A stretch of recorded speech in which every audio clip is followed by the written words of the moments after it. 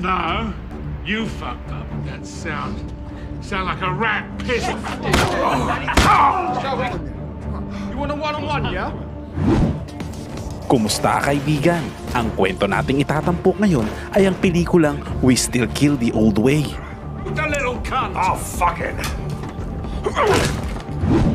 Nagsimula ang pelikula sa isang lalaking may edad na nagngangalang Richie at isang retiradong mafia leader na makikitang nagpa-practice shooting. Isa siyang mamamayan ng British na naninirahan sa Espanya upang ilaan ang kanyang mga oras sa kanyang pagreretiro.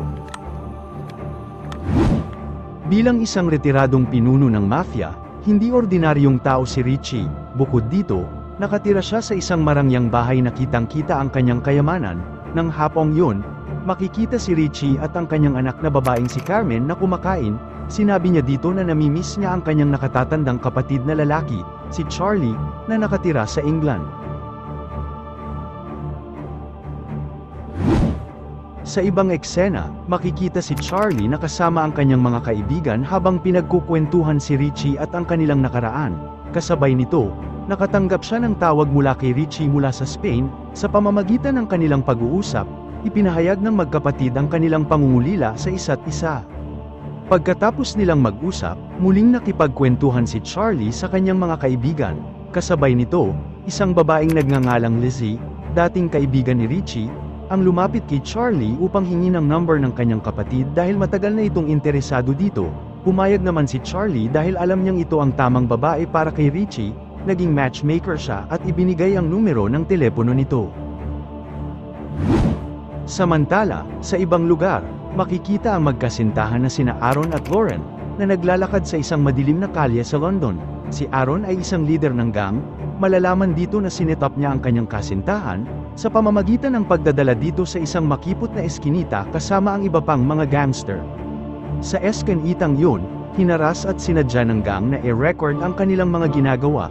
Ang isa sa mga gangster na si Dean, ay sinubukang pigilan ang kanyang mga kaibigan sa pambabastos kay Lauren, ngunit siya ay pinigilan ni Aaron. Ilang sandali pa, dumating si Charlie sa eskinita dahil nakarinig siya ng kaguluhan sa likod ng bar. Nakita ni Charlie na hinaharas ng mga gangster ang isang babae. Pagkatapos ay agad niyang pinaalis si Lauren at pinagalitan ng grupo. Pagkatapos, sa halip na matakot, kinutsa pa ng gang si Charlie, kaya sinaktan niya ang isa sa mga ito. Si Aaron ay nagalit sa kanyang ginawa kaya't inutusan nito ang mga kasama na bugbugin si Charlie hanggang sa mamatay.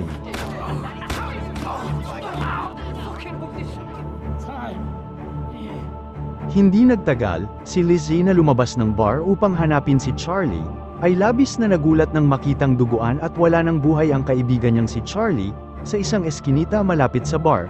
Nang gabi ring yun, agad na iniulat ni Lizzie ang insidente sa dalawang detective, na sina Susan Taylor at John Hawk. Sa kasamaang palad, ayon sa dalawang detective, hindi nila maaaring arestuhin si Aaron at ang grupo nito, dahil sa kakulangan ng ebidensya. Bukod dito, hindi direktang nakita ni Lizzie ang insidente, dahil nakita lamang niya ang grupo ng gangster na lumabas sa maliit na eskinita kung saan natagpuang patay si Charlie. Pagkatapos makipag-usap sa mga detective, agad niyang tinawagan si Richie at sinabi ang tungkol sa pagkamatay ni Charlie. Nang marinig yun, nakaramdam ng pagkabigla at matinding lungkot sa mukha ni Richie, desidido siyang hanapin ang pumatay sa kanyang nakatatandang kapatid at planong bumalik sa England ng oras ding yun.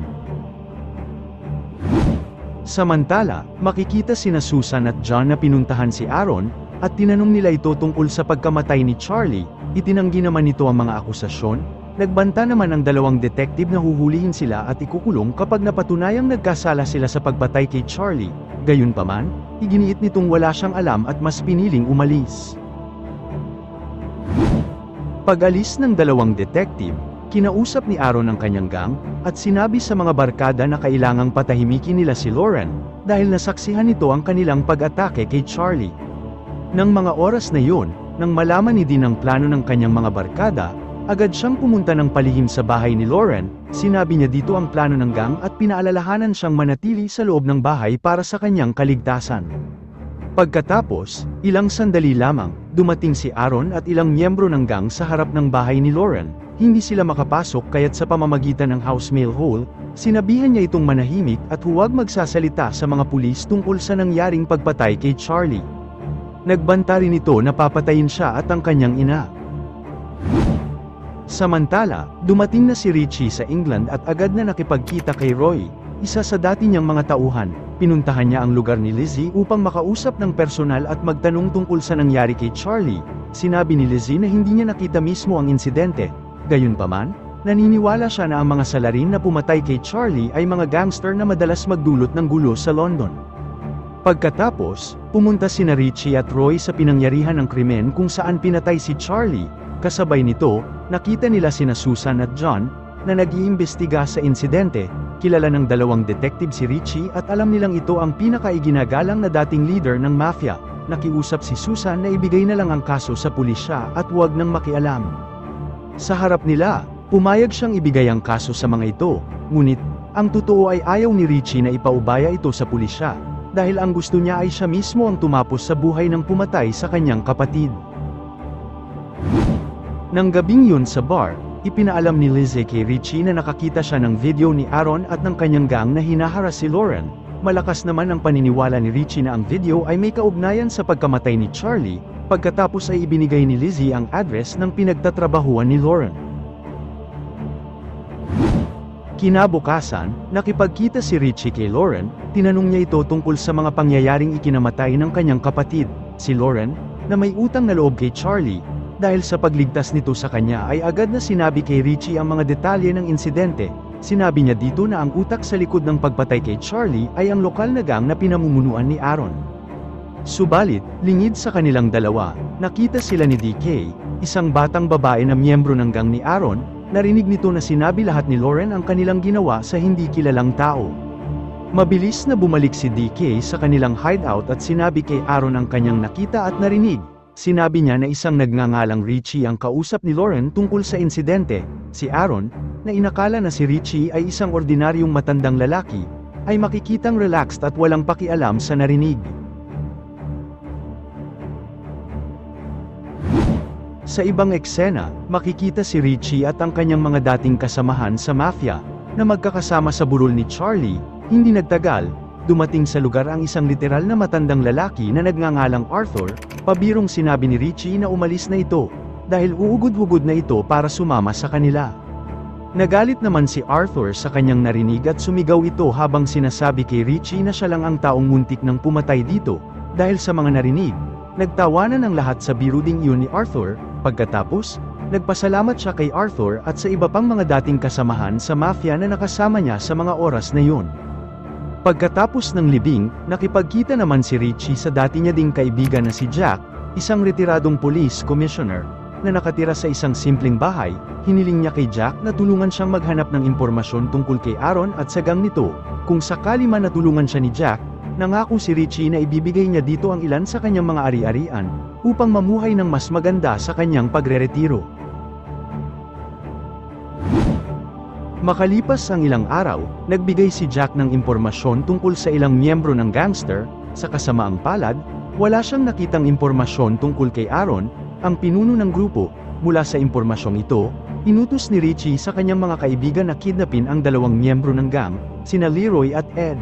Pagdating sa kanilang hideout, tinanggal ang kanilang takip sa ulo, at nang makita ng dalawa na grupo ng matatanda ang mga salarin na kumidnap sa kanila, ininsulto nila ang mga ito at hindi pinansin si Richie na nagtatanong tungkol sa kinaroroonan ni Aaron. Pagkatapos, minaliit ng dalawa ang kakayahan ni Richie at ang mga kaibigan nito. Hindi man lang sila nagdalawang isip na bantaan ang grupo ng matatanda.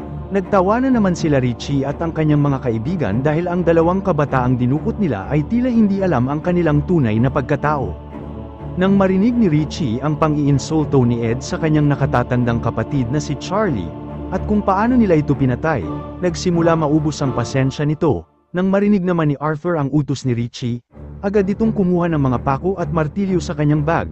Walang pag-aalinlangan, pinukpok ni Arthur ang pako sa likod ng kamay ni Ed, ngunit hindi pa ito tumigil doon. Dahil naglabas pa siya ng drill machine at sinimulang i-drill ang mga paa ni Ed, si Leroy ng mga sandaling yon, na nakita ang kaibigan kung paano pinahirapan, ay biglang nakaramdam ng takot. Dahil ayaw maramdaman ang ginawa sa kanyang kaibigan, handang tulungan ni Leroy si Richie at sinabing palalabasin niya si Aaron mula sa kanyang pinagtataguan. Ang mga kaibigan ni Richie ay halatang hindi naniniwala sa sinabi nito. Ngunit si Richie ay hindi inaasahang sumang-ayon dito at pinakawalan siya. Matapos makalaya si Leroy, bigla nitong kinuha ang baril at akmang babarilin si Richie. Bago pa niya kalabitin ang gatilyo, mabilis na siyang pinaputukan ni Richie hanggang sa mamatay. Sinabi ni Richie na wala rin siyang tiwala kay Leroy at ayaw lang niyang pumatay ng taong walang laban. Pagkatapos ay nagtawanan ng magkakaibigan. Ilang sandali pa, nang i-interrogate na nila si Ed, hindi nila alam na patay na ito dahil sa kanilang pagpapahirap. Samantala, nagagalit si Aaron dahil bigla na lang nawala ang dalawa niyang miyembro. Akala niya ay inatake ito ng kanyang kaaway na gangster. Kinabukasan, bumalik si Richie kay Lauren para tulungan siyang mahanap ang iba pang gang ni Aaron. Sinabi niya kay Richie na ang isa sa mga miyembro ng gang na nagngangalang JB ay madalas tumambay sa parking lot. Nakonsensya si Richie sa patuloy na pakikipagkita kay Lauren, kaya hiningi na lamang niya ang numero ng telepono nito upang hindi na maistorbo. Sa kasamaang palad, bago pa maibigay ni Lauren ang kanyang numero, dumating na si Susan, ang detective. Mabubunyag na ito pala ang kanyang ina. Sinabi nito kay Richie na huwag nang idamay ang kanyang anak. Sa sumunod na eksena, si JB, na nasa parking lot ay nakita si Arthur na mag-isa. Inakala niyang mahina itong matanda, kaya sinubukan niyang bulihin si Arthur.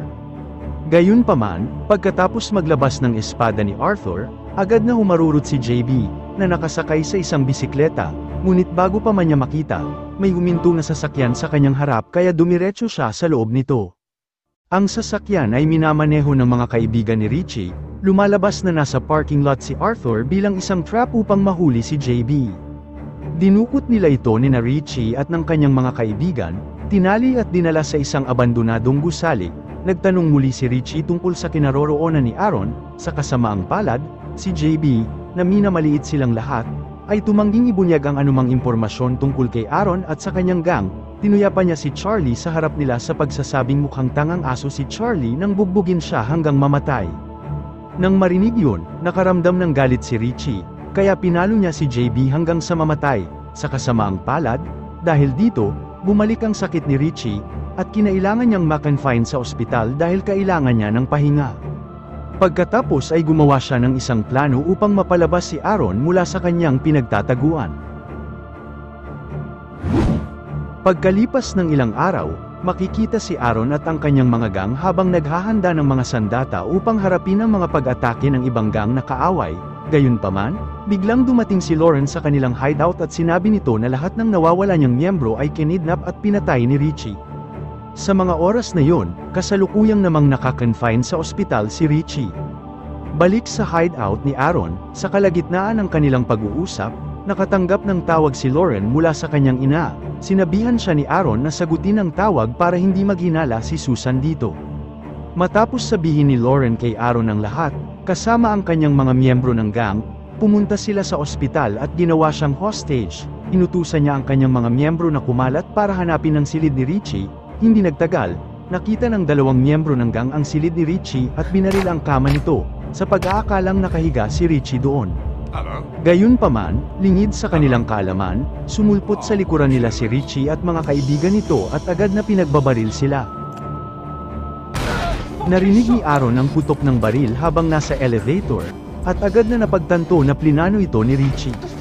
Sa kanyang paghihinala, tiningnan niya ang telepono ni Lauren at natuklasan na sina Lauren at Richie ay nagplano na i-frame up siya at ang kanyang mga gang, dahil alam niyang si Lauren ang nag-set up sa kanya. Nagalit si Aaron at binalak siyang patayin. Sa kabutihang palad, agad na nakarating si Dean para tulungan si Lauren. Itinulak nito si Aaron sa lupa. Pagkatapos noon, nagkaroon ng matinding bakbakan sa pagitan ng grupo ni Richie at ng gang ni Aaron. Si Lauren, na napagtanto na ang sitwasyon ay hindi na mapipigilan, agad siyang nakipag-ugnayan kay Susan upang puntahan sila sa ospital. Sa kabilang banda, isa-isang napatay ng grupo ni Richie ang mga miyembro ng gang ni Aaron. Sa kasamaang palad, isa sa mga miyembro ni Richie ang nabaril sa kamay at agad nilang binigyan ito ng paunang lunas. Di nagtagal, sinubukan ni Dean na iligtas si Lauren at ilayo ito sa ospital. Ngunit, natuklasan ito ni Aaron, kaya kinuha niya dito si Lauren at ginawa niyang hostage ito upang hayaang lumabas si Richie. Pagkatapos, lumabas sa pinagtataguan si Richie at ang kanyang mga kaibigan at nadatnan si Aaron na handa na siyang barilin. Mula sa likuran nito, nagawang pigilan ni Dean ang plano ni Aaron kaya nalaglag ang baril nito kay Richie. Agad na kinuha ni Richie ang baril, ngunit nahirapan siyang maipasok ang mga bala, kaya nagkaroon ulit ng pagkakataon na tutukan siya ni Aaron ng baril. Gayunpaman, ang baril ni Aaron ay naubusan ng bala, kaya hindi niya ito magawang patayin.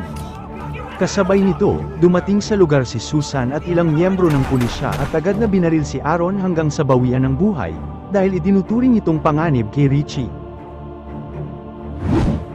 Matapos ang insidente, makikita si Richie na nakahiga sa isang hospital bed, kasama ang mga kaibigan. Dumating din si Susan para pasalamatan sila sa pagligtas sa kanyang anak. Makalipas ang ilang araw, nagkaroon ng malaking party si Richie sa club. Sa lugar na iyon, muli silang nagkita ni Lizzie at ipinahayag nito na mayroon itong interes sa kanya. Gayunpaman, nang hilingin niya na manatili din ito sa Espanya, tumanggi si Lizzie dahil ayaw nitong umalis sa England. Sa pagtatapos ng pelikula, habang paalis ang sinasakyang chopper ni Richie, makikitang malungkot na naman ang mga kaibigan nito dahil sa kanyang pag-alis sa Spain, lalo na pagkatapos nilang maghiganti sa pagkamatay ni Charlie. Ngunit hindi inaasahang lumitaw si Richie sa likod ng kanyang mga kaibigan, na inaakalang sakay ng kanyang private chopper na pabalik sa Espanya. Sinabi niya sa mga ito na pinili niyang manatili sa England upang manirahan kasama sila. Sa pagtatapos ng pelikula, makikita sina Richie at ang kanyang mga kaibigan na naghahanda upang tapusin ang krimen sa London, bilang isang paraan ng pagbabayad sa mga kasalanan na kanilang mga nagawa sa nakaraan. Salamat kaibigan at umabot ka sa punto ng video na ito. Anong masasabi mo sa ending ng kwento? Kung nagustuhan mo ito ay paki-type naman sa comment section ang salitang walang iwanan. At kung bago ka naman po sa ating munting channel ay pa-subscribe naman po bilang suporta at para maipagpatuloy natin ang paghahatid ng magagandang movie recap. Panuurin mo na rin po ang buong movie pag may time ka. Sana'y nagustuhan mo kaibigan ang kwentong ating itinampok. Kung magkagayon, ay baka naman pwedeng pakilike ang videong ito at pasubscribe na rin sa aking channel. Kung hindi mo naman ito nagustuhan, ay pwede mong pindutin ang dislike button ng 2 beses para makasigurado ka